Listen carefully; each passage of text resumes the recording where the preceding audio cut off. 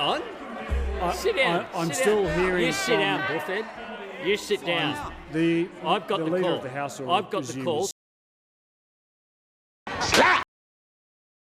In Senator Bernardi, we have 6.5 foot of ego, but not an inch of integrity.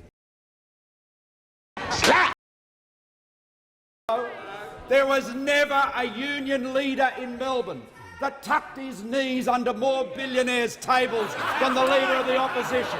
He lapped it up. Oh yes, he lapped it up. Members on my he right. was such a sycophant, a social climbing sycophant, if ever there was one. There has never been a more sycophantic leader of the Labor Party than this one, and he comes here and poses as a tribune of the people. As the once great Liberal Party puffs and puffs its way up to a leadership spill, Australians know this government is not working for them. And I say to the Liberal backbenchers of this government and the Liberal frontbenchers, it doesn't matter who you choose. The problem is not the salesperson, the problem is what you are selling people.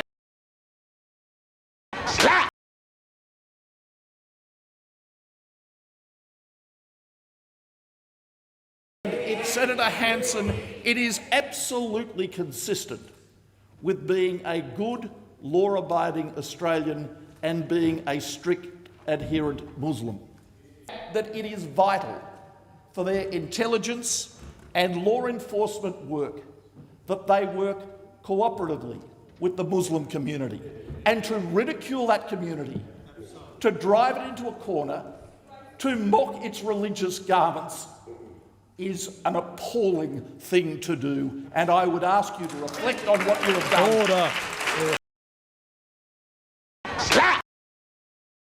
He does not know what he really thinks, Mr Speaker. Just saying to the Treasurer, no, I'm just saying to the Treasurer, if he wants to give a general character assessment of those opposite, he'll need to find another time to do it throughout the parliamentary day, no matter how much he's scripted it beforehand. The Treasurer has the call.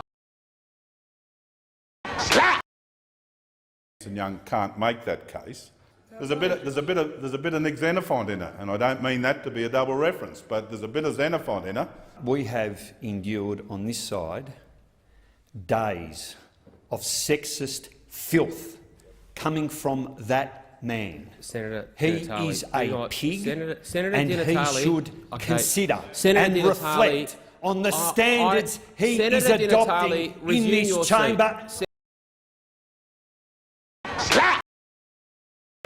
For 2 long, excruciating decades, we were with the Hamlet of the Liberal Party. To be Labor or to be Liberal, that is the question.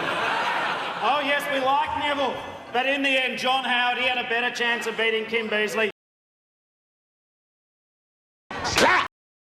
And in so doing, I say to the Leader of the Opposition, I will not be lectured about sexism and misogyny by this man. I will not. And the government will not be lectured about sexism and misogyny by this man. Not now, not ever. The Leader of the Opposition says that people who hold sexist views and who are misogynists are not appropriate for high office. Well, I hope the Leader of the Opposition has got a piece of paper and he is writing out his resignation. Because if he wants to know what misogyny looks like in modern Australia, he doesn't need a motion in the House of Representatives, he needs a mirror. 1,076 days, the PM stood up, told the country they would get an integrity commission in this term of parliament. He told us that he was committed to getting it done. Another lie. That was on the 13th of December 2018. A baby born on that day that the Prime Minister promised us an integrity commission would now be nearly 3 years of age. That baby has gone through 3 Christmases and she's coming up to her 4th. She's learned to crawl, to stand up, to walk. She's pretty much getting ready for preschool now, and she's probably learning to count. You know what? That baby's made more progress in 1,000 days than the Liberal Party have on their own bill. That is where we're at. A 3-year-old. Shameful. Shameful. It's not even a bill, it's a ghost. It's in a whole pretend. It's another lie. Australian people are looking at you. They're sick of your lies. They're sick of you not putting up. They're sick of you not delivering. You do not deliver. You are finished in the next election. You're gone, I can tell you. You may want to get out there with your own boots on and see what your electorates are saying.